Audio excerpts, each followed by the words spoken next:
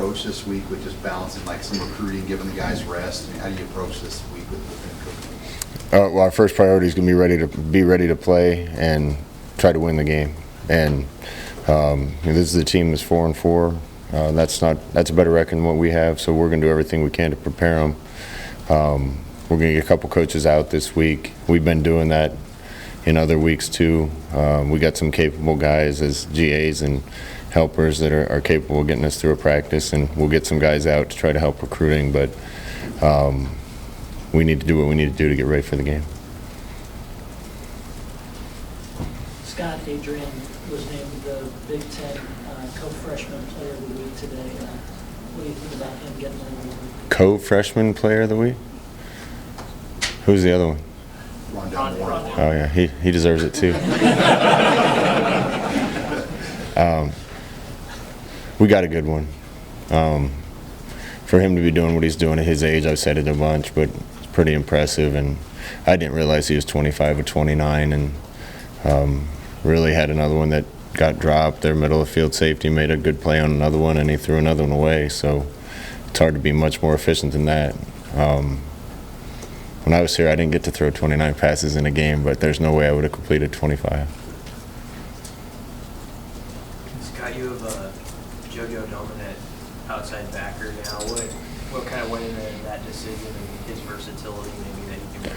Yeah, that isn't a position move. That's just a guy that knows safety that can also play nickel for us. Our Sam backer and nickel is outside backer and nickel is kind of interchangeable. JoJo's a safety, but especially with Ferg Gimpy a little bit, we needed another body down there, and he's a smart enough kid to know both those spots and give us some depth at Sam backer, particularly when we're playing teams with 3 wide receivers.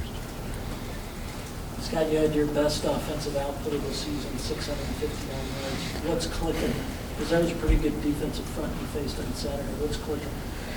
We're just starting to execute it at a better rate. I've been saying we've been getting better. I think that showed up on the field. We just come short of a couple wins, but the offense is starting to understand the system. You can really tell on Mondays when we put a new game plan in, and the majority of it's stuff they've repped before. It's just different looks, different formations, things like that. And the last couple weeks, they just go out and run through it like they've been practicing those plays for 2 weeks. And that's when you know guys are starting to understand the scheme, understand their individual roles within the scheme and how to make something work. And our percentage of plays that everybody executed on was a lot higher than it has been in weeks past, and it's been moving in that direction for a while. Did Miles Jones get in the game late? What's his development been like here the last couple of months for you guys? No, Miles didn't get in. We're going to try to use him as much as we can when the opportunity's there. He's like several other freshmen. They're really close. We just need to see a lot of consistency to feel good about having them out there when the chips are down, and hopefully that time's coming before this season's over with Miles. You had mentioned on Saturday that Devon was a Sunday guy, meaning the NFL. That's quite a compliment. I was curious, what about him do you think translates to the next level? You obviously think a lot of this game. Well, I think I've said this a bunch. I think he's a step and a half faster than he was at the beginning of spring ball last year, and I think he's leaned out. He's gotten faster. For a guy his size, he makes people miss. I think you were able to see his top end speed the other day when he broke him. He finished him, and he's big and strong enough to run powerful. I had the opportunity to coach a great player before named Royce Freeman. Devon's a lot like him. Royce is having a really good freshman year, and I love watching him and following him, and Devon's the same type of running back. Scott, it's my understanding that Bethune-Cookman might not have taken this game for the fact that the staff knew you guys. Can you kind of walk us through just how this game was put together, your relationship with that staff? I think the relationship with the staff mostly hinges through Sean Beckton. Sean's a guy that was in Florida his whole life, and everybody down there knows how good a man he is. And we needed a game. I wanted our guys to be able to play 12 games. I'm not sure if they'd have turned it down. We're paying them quite a bit of money. but you know, we want to go out and play as hard as we can and try to get a win. I know they want to do the same thing, but I think both staffs understanding that there's good men on each staff. Sean Beckton being that kind of guy, I think they trusted us that our intentions were right in regards to this game, and we're glad to host them. Got a lot of respect for them and their coaching staff and their players, so looking forward to a good game. You went back and watched Saturday. Was that the best you've blocked on the perimeter by this wide receiver? Yeah, at times it looked like I want it to look. I said it in the post game, but one of Divine's long runs. Anytime you're in quarters and we have one hat for the corner and the safety. We want our wide receiver to MDM block the most dangerous of the two. We called it double read here when I was in school. Matt did it, Jeff Lake did it, Lance Brown did it, Sean Weeding, all those guys. Johnny Vedra was the best at it. Haven't really seen one that looks like it's supposed to look yet until Saturday, and Divine broke the run to the front side the other day, and Mike came down and got the safety, and the corner fit late and turned into a touchdown. And those are the kind of unselfish plays that we need to have. One of the marks of a really good team is when their wide receivers block. That shows guys willing to sacrifice for the team even when they're not catching a ball.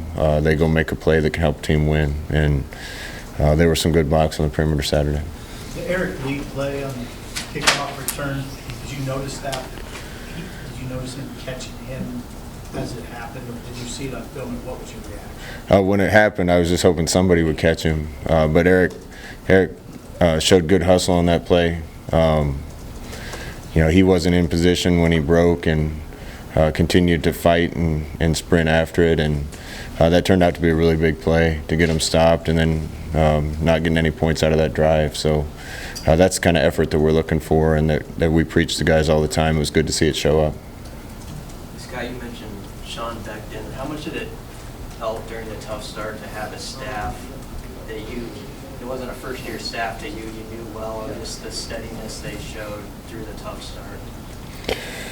Through this whole thing, I knew we had the right guys. I knew we were in the right schemes. I knew the coaches were coaching the players the right thing. I trusted every one of those guys. I said this before, but it was important through that the players didn't see us change. I don't think that's very good leadership to get them all fired up about this is the way we're going to do things, boys, until a couple things go the wrong way and then we change. I got a lot of really good men that I work with. I trust them. They've been doing the right thing the whole time, and it was just a matter of time before that led to good results. But having the whole staff come and guys that I trust and that I know can do the job and I've seen do the job before, that gave me some peace of mind that I knew we were moving in the right direction, and we still got a long way to go, but I know we're moving in the right direction. Scott, the players seem to really enjoy the day out today. How important was it just to give them a little bit of time to themselves next week and get forward? Yeah, it's not ideal because we need to get ready for this game. We're going to approach this game like any other, and we got to be ready to go out and play well and win the game. But 12 weeks in a row is tough. You see the NFL coaches all the time when they win talk about victory Mondays and say see you on Wednesday. Not only do our guys need to rest a little physically, this has been long and a little bit stressful for these guys, and I think a day where they don't even have to come into the building is positive. So we're going to make up for that time tomorrow, Wednesday, Thursday, and Friday, make sure our guys are dialed in and ready, but we just kind of felt like one day off would benefit us more than trying to get them back out there right away again. You talked about Maurice's talent level and the things he can do, but we see him try to line up a big block. He's done it a couple times this year. I mean, where does that? It seems like he's got quite a competitive edge too. Yeah, when the ball gets kicked off, he's ready to play, and I love guys like that. The best thing about Maurice is he loves football, and you can see that in the way he plays. You can tell when a guy doesn't even have the ball in his hands and he's playing hard. He must love the game, and Maurice got a passion for the game. He's going to keep getting better too, and I'm glad he's on our side. You guys had significantly less penalties, especially on the offensive line. Do you attribute that to anything? Just better execution, or what is that? Yeah, hopefully better execution. Some of the penalties on the offensive line, our feet just weren't in the right place, and you resort to reaching out a little bit.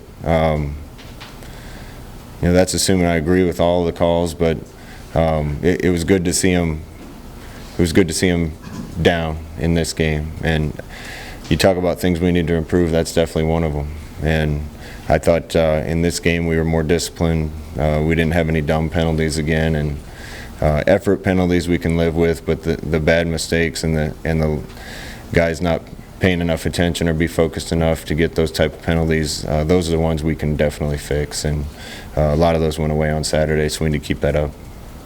You ever been in a situation where they got the downs messed up like that Saturday, where it was clearly second down and the ref goes third down, and you had to stop the game there to kind of... I don't know if I remember that. Everybody makes mistakes. We make mistakes as coaches. You guys write some really dumb things sometimes. But I'm just glad they got that one fixed.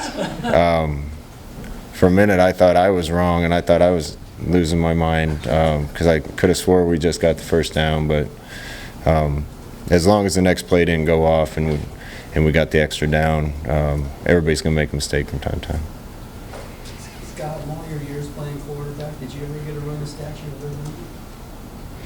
No, I never did anything like that. I just handed it off to Amon and Joel and let them do the work. We threw a lot of stuff at those guys. We needed to win, so we threw a lot of stuff at them, and a lot of stuff the guys were excited to go out on the field and execute, and that helped the enthusiasm last week. And boy, a bunch of the stuff that we had dialed up for them worked on Saturday. I know you have to talk general about it, but with recruiting, did you sense the guys this weekend that were in feeding off a full stadium and 0-6 and stand to the end and all that, the environment? There's absolutely no question. Recruiting's going really well. We need it to, because we need to keep supplementing what we have already on the team with some more talent and some more guys that love the game. We're going to love on each other. But I'll say it again, there's not another place in the country you could be 0-6 and have that kind of energy in a full stadium. These fans are incredible.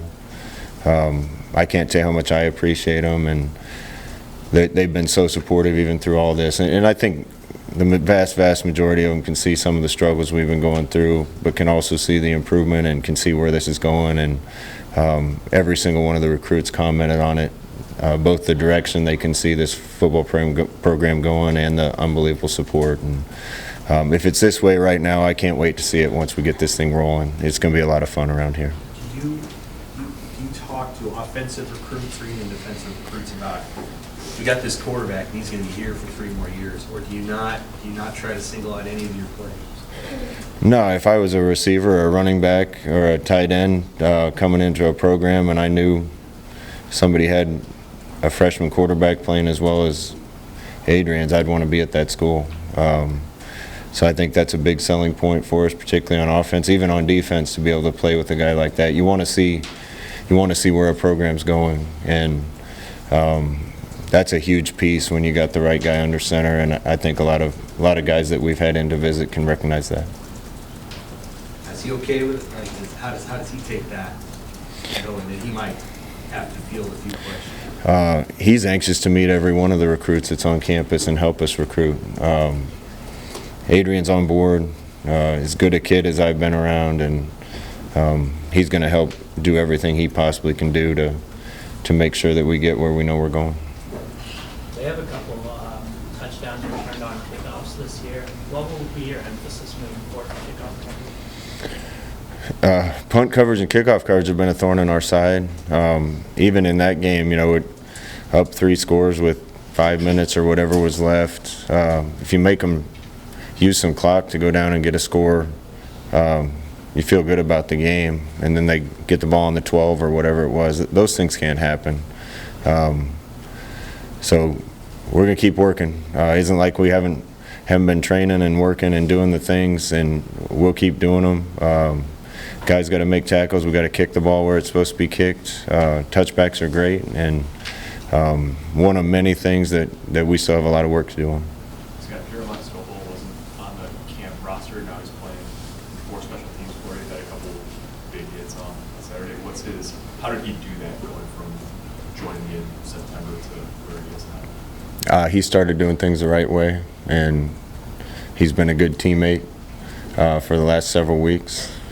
When a guy does things the right way and is a good teammate, we're anxious to get him on the field and see what they can do, and he's taking advantage of that. One, two more. Just a little bit out of left field, but kind of a general college football question.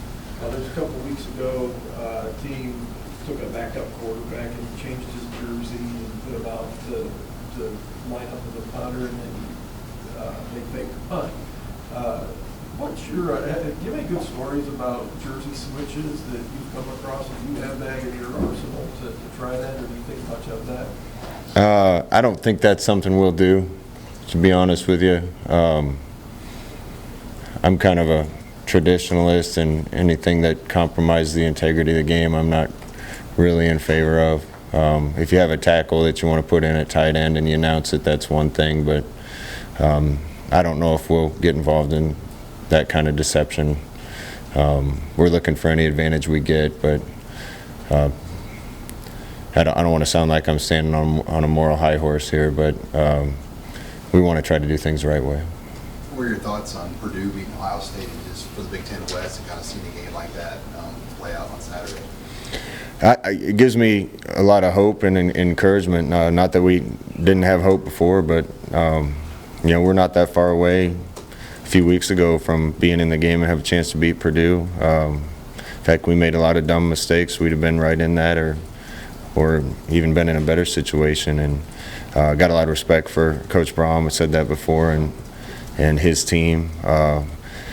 This league is really good, top to bottom, and any team can beat any team week to week. And I think the encouraging thing is, we weren't that far away from winning that game, and then they're able to knock off a really good team in Ohio State. That's kind of how the league is, but I think it shows that we're not that far away.